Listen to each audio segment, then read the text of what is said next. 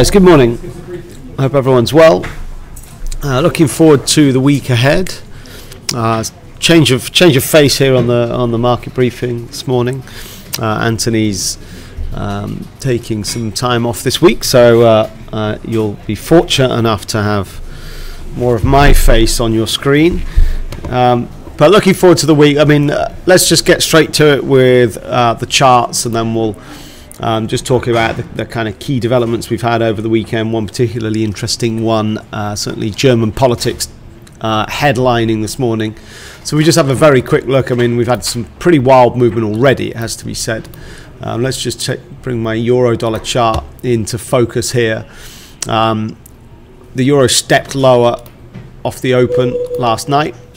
I'll talk about this German political situation in a second, but this is what led to this sharp drop to the downside. Technically, we smashed through the low point from last week, but as you can see, this has reversed in some style here, and as we've broken back up above Friday's low, technically that's launched a further sort of burst higher, and we've gone back up through the 118 handle, and here we are back to kind of where we started. What I mean is where we closed on Friday.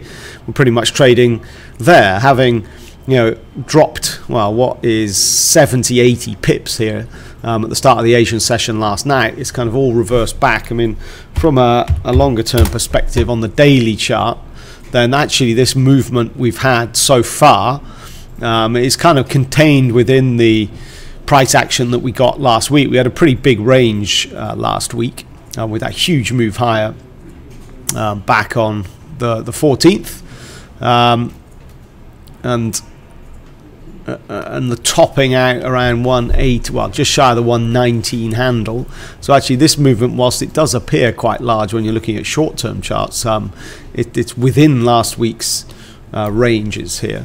But certainly a lot of volatility. Firstly, euro weakness, and now a rebound. You've had, let's take the equity space. If we look at my DAX chart a little higher, a little larger here, and we've had a similar scenario.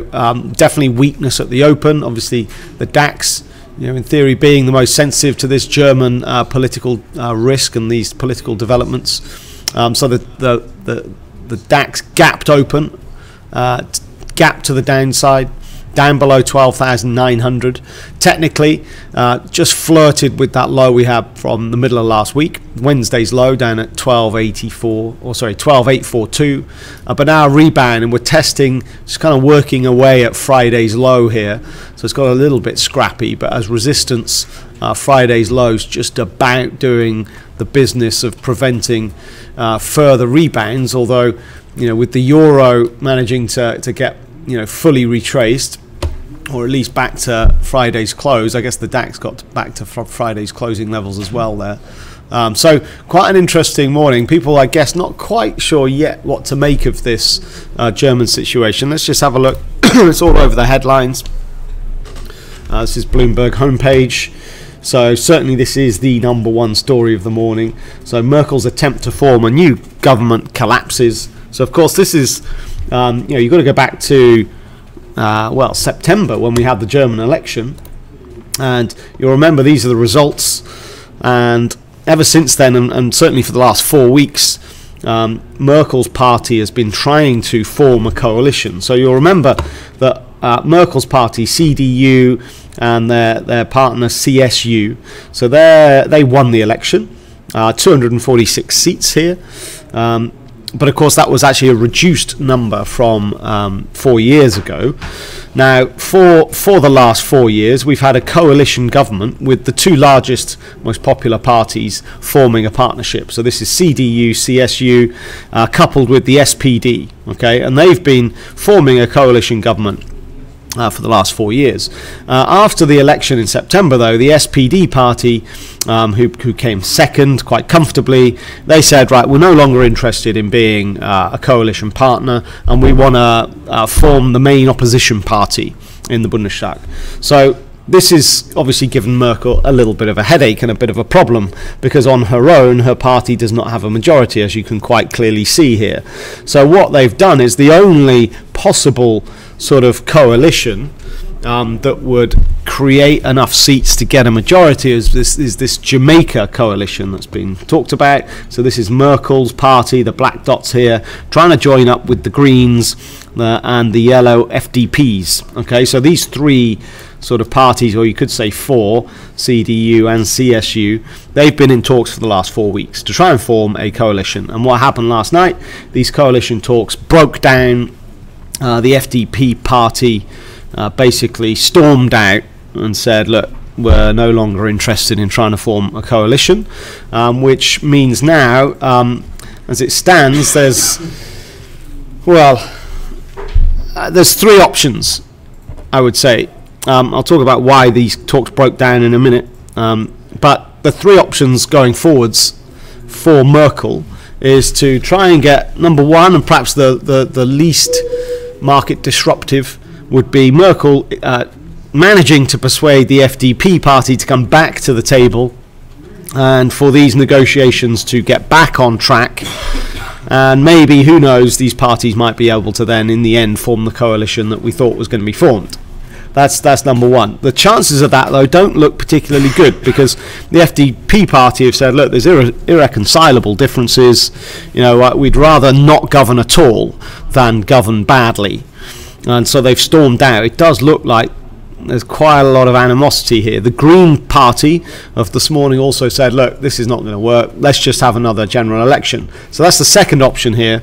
If Merkel can't form a coalition with these two parties, well, it looks like we would head for then a second repeat general election, which would happen at some point. Well, I don't know, it's hard to judge, but it wouldn't be in 2017. It would most likely be in 2018. You've got even people talking about as late as sort of Easter, but we'll see. So we might get a move towards a second general election. Now the risk and the fear of this is that you get Merkel's number of seats in Parliament here gets reduced even more, as you get a further kind of widening of the kind of political spectrum, where you've seen this right across Europe, of course, where the political situation has become a lot more bipolar. That's where you're getting movements away from the centre ground, much more support being gathered for far right and far left parties. And indeed, you've got the AfD in the mix here, and will they gain even more seats next time round? And so that would bring a huge amount of uncertainty. The early sort of expert sort of opinion on this is that, you know, if it does go to a second election, it may well be that's it. Then that would be curtains for Merkel, and that perhaps Merkel would not be able to win another 4-year term, and that then puts us into a whole new territory, because Merkel's obviously been in charge for 12 years. Through these crisis years, she's been the kind of the stability that steered the ship, and it would be a very uncertain environment moving forwards without her, especially as we're going through some pretty dramatic changes in Europe with Brexit, for example. Obviously Macron, you know, with his efforts to try and bring Europe even closer together, they well might be scuppered if Merkel's not helping with that agenda from the German side. So it does open a huge amount of uncertainty, but we'll see. I think the next sort of 24 hours are key. Merkel's going to be off to see the president, and they'll formulate a plan as to whether actually option 3 is possible as well. I haven't talked about that. So number 1 is Merkel gets these guys back to the table, and maybe there's still a chance they can form a coalition. Number 2, forget that, we move to another election. Or number 3, Merkel leads a minority government. This is where you have her party governing, but without a majority. And then, of course, that kind of hamstrings you in terms of any kind of legislation that you try and get through Parliament, because you obviously need the support of opposition parties every time that there's a vote. Why is this coalition talks broken down? Well, there's quite a few reasons apparently, but it seems like the main one is on the refugee sort of immigration side of things. At the moment it stands that any refugees, let's say from Syria for example, that came into the country over the last couple of years, they're not allowed to, or their family is not allowed to join them in Germany, just because you have taken asylum as a refugee in Germany doesn't then give you the right to allow your family to come and join you. This is the ruling, except this ruling expires next year, and as it stands, if it expires, well then what the FDPs are worried about is this will then lead to another spike in immigration as the families of the refugees currently in Germany come across the borders and join them. So the Greens want this to happen. They want this ruling to expire, and they think it's the humanitarian right thing to do to allow these families to be reunited. The FDPs want to extend this ruling because they see the economic risks of another spike in immigration, and so this is where things have fallen apart. So we've got to keep an eye on this. Obviously, this is the big story. So we just go quickly back to the charts. You know, I will just repeat though that for now it does appear like this initial sort of wobble, a slight risk off this morning, has already kind of calmed down, with the euro rebounding totally. We're trading back on Friday's levels. The DAX currently trading right on Friday's close. So after these kind of steep, like the DAX dropped 120 points here at the open, but has recovered the whole lot.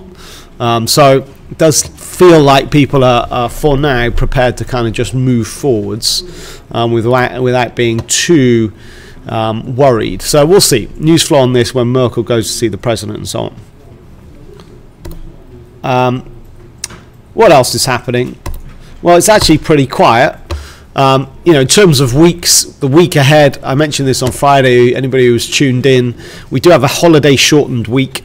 So we've got, that's a US holiday. So Thanksgiving is on Thursday. Normally, of course, you know, everyone in America takes that day off, and indeed most of them take the Friday off as well. So it's like a 4-day weekend, if you like.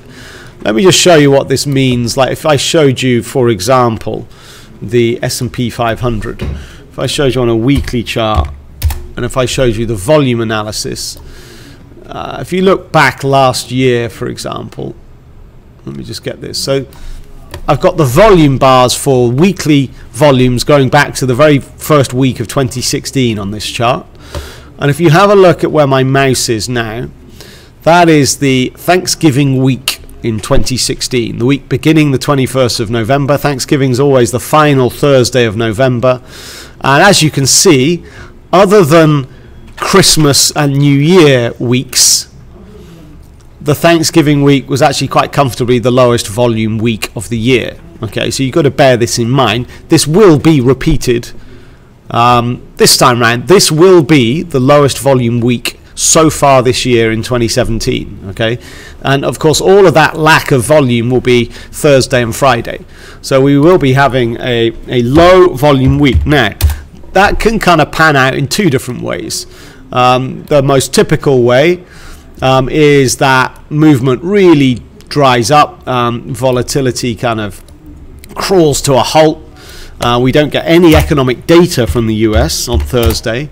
Markets are also closed, and so you know the kind of lead financial markets in the world are turned off, and so that kind of means that the rest of the world is a bit rudderless, and so movement across the planet kind of dries up. Normally this is what happens. This means opportunity reduces, and from a trading point of view it's not ideal. However, sometimes, if obviously just because the US guys are having a holiday doesn't mean, let's say, German political developments also stop and have a holiday. So we can certainly continue to get developments elsewhere. Now, if you get significant developments elsewhere whilst US markets are closed, actually this lack of volume can lead to a spike and an increase in volatility. So we'll see, but you know, I'd certainly have my mindset at the moment as Thursday and Friday are likely to be very slow sessions. You never know, we might get there and there could be huge disruption and we might get massive movement, but it's very unlikely. So just bear that in mind. We'll have a look at the data calendar in a minute. The other thing of note, just the other kind of market of interest, I would say, from the back end of last week, so let's just review that, is crude oil here. So this is the crude chart over the last few days, and you can see big ramp higher here on Friday. If I go to a daily chart, This is reversing entirely that big sell-off that we had on Tuesday last week. And so this came on Friday off the back of the news flow that it looks like Saudi Arabia are back on the kind of agenda of wanting to extend their production cuts through 2018. At the moment, these production cuts are due to expire end of this year. If they do expire, well, production goes up.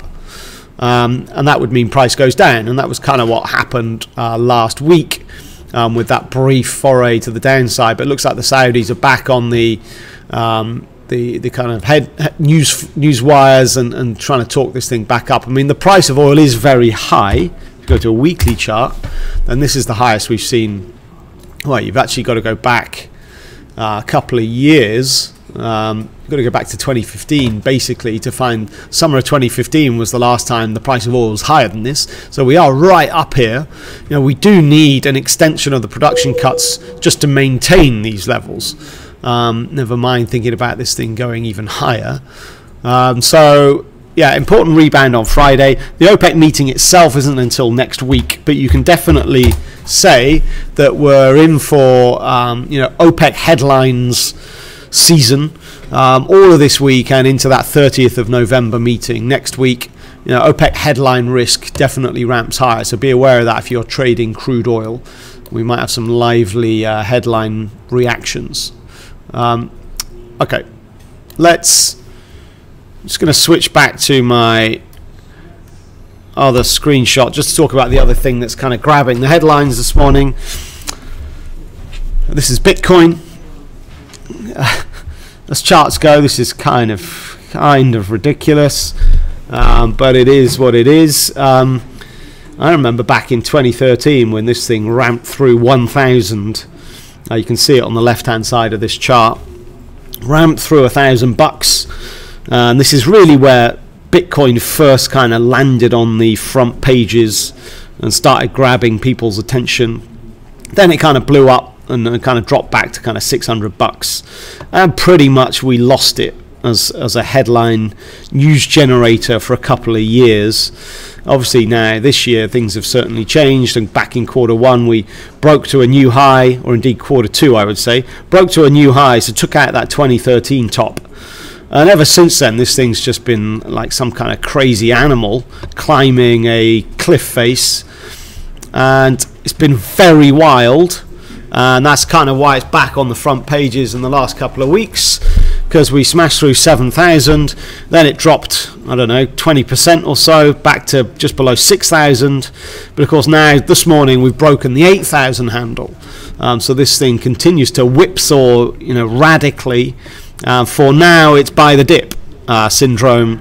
It's hard to judge how big the dips are going to be, obviously, but for now, technically that 6,000 area was perfect.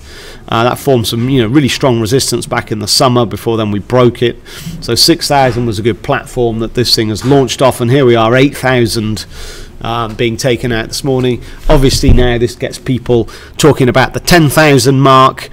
And as these handles keep getting taken out, and they're getting taken out with much more frequency, of course, it took us 3 years, or even 4 years, well, 3.5 years between the 1,000 handle being broken to the 2,000 handle being broken. Took 4.5 years. How long did it then take between 2,000 and 3,000 being broken? Well, that took about 3 months. What about 3,000 then to 4,000? Well, that took about 3 weeks. And you get the point. The frequency's been shortening ever since as this exponentiality kind of continues. So this is on the headlines this morning. But otherwise, outside of that, it's really just Germany. It's Bitcoin. It's then looking at Brexit.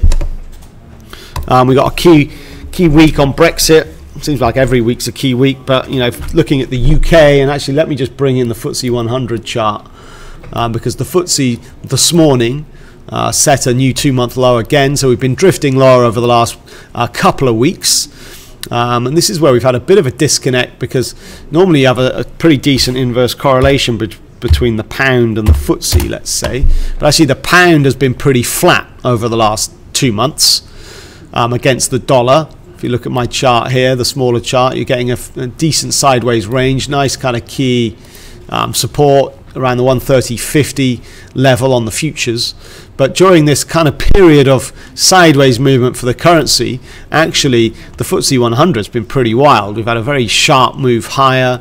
We in fact made a new all-time high indeed, but then this has come crashing down. We've had a key break technically, 7,427, which was the October low. That got taken out start of last week, and this downward trajectory seems to be ongoing. So this is where we've got this Brexit risk perhaps ramping higher, and that's because we're getting towards this EU summit in December, start of December, EU summit, and that's the line in the sand. The EU have said, look, if you don't progress past this first hurdle by then you know we're not going to be able to really move any further, and we're not going to be able to move on to talking about a trade agreement, and this whole thing will break down. So what's been on in the press this morning is that maybe Theresa May, well, she's trying to get cabinet approval to go back to the EU with an offer of 40 billion euros. Currently, for the divorce bill, the UK have said, look, we're not willing to pay more than 20 billion, but it looks like we're going to see a move to up that offer, and it could be even doubling it to 40. So that might be in the offing at some point this week. We're going to get news flow from Barnier this morning. The other thing about the UK, we got Hammond's budget being delivered later in the week, where we're expecting some kind of handout, some kind of fiscal softening, some fiscal stimulus perhaps, we'll see. So we got some budget and Brexit issues for UK markets to be paying attention to. Let's have a finish off then with just a look at the data calendar for the week. So I got a full map across all days here on this screenshot. I appreciate it's pretty small, but let's zoom in. And well, the first thing to say is, just looking at this larger screenshot, actually, whilst the US is off on Thursday and basically off on Friday, it's actually Thursday where we got the dominant amount of European data, a huge list for Thursday. So we'll zoom in on that in a second, but let's just look a little closer first. So this is looking at Monday today, and Monday's it's pretty much a write-off, I would say, in terms of economic data. So forget any economic data, just US lead indicators left, and that's not an important one. But you can see there's lots of EU ECB commentary. So this is the stuff to maybe keep on your agenda. So from the Brexit front, we got Barnier talking around about 9:30 perhaps, so we'll see. But yeah, you got Draghi himself talking later at 4 o'clock. Oh, sorry, he's talking twice. He's talking at 2 o'clock as well. So ECB headlines and Brexit headlines, perhaps the only two things on the agenda that are scheduled that are going to move markets. Of course, any German political developments need to be monitored. Tuesday, some UK data, public finances and so on, public sector net borrowing figures. These aren't massively important. In the US, Tuesday afternoon, again, we've got existing home sales. We've had a bunch of housing data back end of last week from the US, though, that was all very strong, I hasten to add. So unless these existing home sales are really weak, which is very unlikely, then these will go pretty much unnoticed by markets. More ECB speak. You've got Yellen also talking. That's very late on Tuesday night, so that'll be Wednesday morning headlines for us to have a look at. Yellen talking at Stern Business School Tuesday night. Scrolling down, Wednesday. So just one thing to be aware of is just quite light on the on the European data front, but we do have this budget being announced by Hammond in Parliament. That's beginning at 12:30 on Wednesday.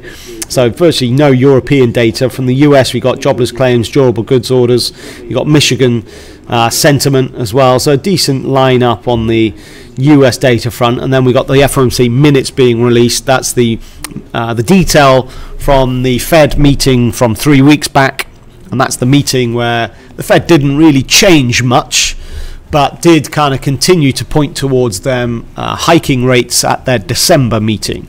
So the Fed's December meeting is in 3 weeks from now, and this week we get a look back at the meeting that was 3 weeks ago, just to finer detail on that. I don't think that's going to carry too much market significance, to be honest. Everyone's pretty much positioned for this December hike, and I don't think these minutes are going to change anybody's mind.